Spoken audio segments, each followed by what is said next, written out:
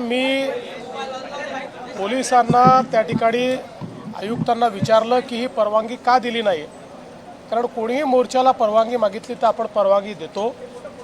मला आयुक्तांनी त्या ठिकाणी सांगितलं की त्यांच्याशी रूटच्या संदर्भात चर्चा सुरू होती, परंतु ते जाणीवपूर्वक अशा प्रकारचा रूट मागत होते की ज्यातनं कुठेतरी संघर्ष होईल. आणि पोलिसांचं म्हणणं असंही होतं की या संदर्भात काही लोकांच्या संदर्भात त्यांच्याकडे काही इनपुट्स आले होते की त्यांना त्या ठिकाणी वेगळ्या प्रकारची काही कारवाई करायची आहे. आणि म्हणून पोलिसांनी त्यांना एवढं सांगितलं होतं की जो नेहमी रूट असतो मोर्चाचा तो रूट तुम्ही घ्या, अशा प्रकारचा रूट घेऊ नका. पण त्यांनी त्याला नकार दिला. त्यांनी सांगितलं आम्ही हाच रूट घेणार, दुसऱ्या रूटवर आम्ही काही जाणार नाही.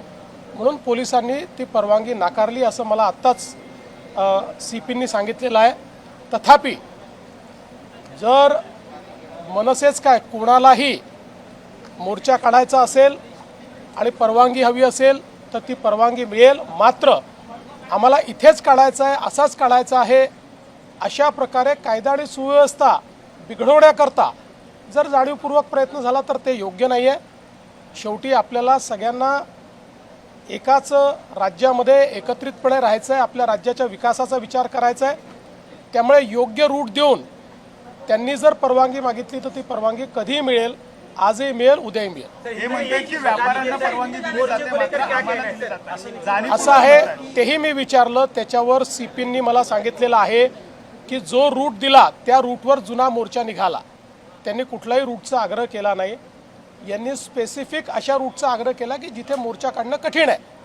त्यांना काल रात्री मग त्यांनी अशी मागणी केली की आम्हाला सभा घ्यायची आहे, त्याची परवानगी त्यांना दिली की ठीक आहे तुम्ही सभा घ्या.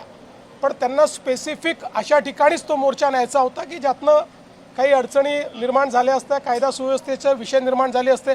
आता इतके वर्ष आपण सगळेच मोर्चे काढतोय. मोर्चे काढत असताना आपण पोलिसांची चर्चा करून रूट ठरवत असतो. आता ज्यावेळेस 5 तारखेचा मोर्चा या 2 संघटनांनी काढायचा ठरवला होता तर मुंबईत त्यांच्याशी चर्चा होऊन रूट ठरला होता की कुठला रूट असणार आहे.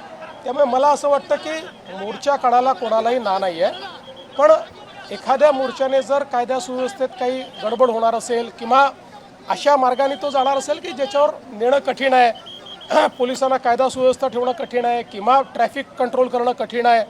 आता तो रेल्वे स्टेशनवर गेल्यानंतर रेल्वे स्टेशनवर आपल्याला माहिती आहे मीरा भाईंदरचं रेल्वे स्टेशनची काय परिस्थिती असते. त्यामुळे पोलिसांनी सातत्याने त्यांना विनंती केली की तुम्ही हा रूट बदला, पण ते बदलायला तयार नव्हते. देखिए, महाराष्ट्र में किसी भी मोर्चे को इजाज़त है, ये लोकतांत्रिक राज्य है.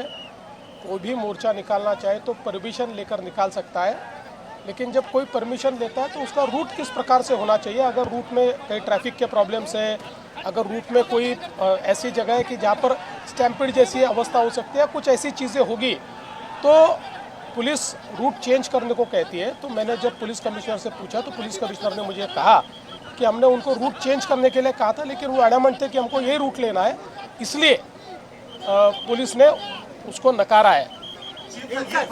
आता isakal.com आहे देशातील नंबर 1 ची मराठी न्यूज वेबसाईट. प्रत्येक अपडेटसाठी isakal.com ला नक्की भेट द्या.